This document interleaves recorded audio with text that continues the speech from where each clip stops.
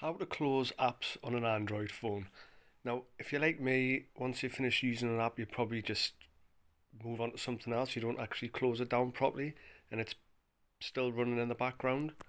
So, to see what apps you've got open, press the three lines at the bottom left hand side of your screen. And as you can see, I've got multiple apps open.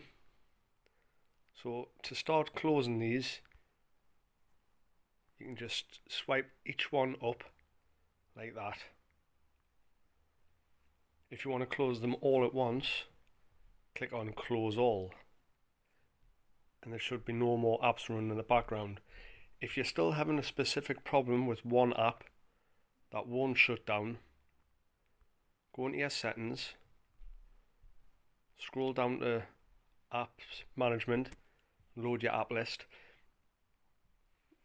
So let's say, for example,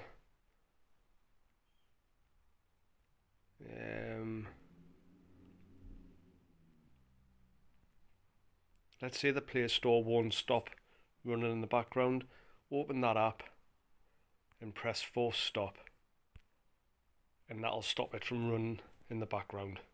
And that's how you close all apps on an Android phone.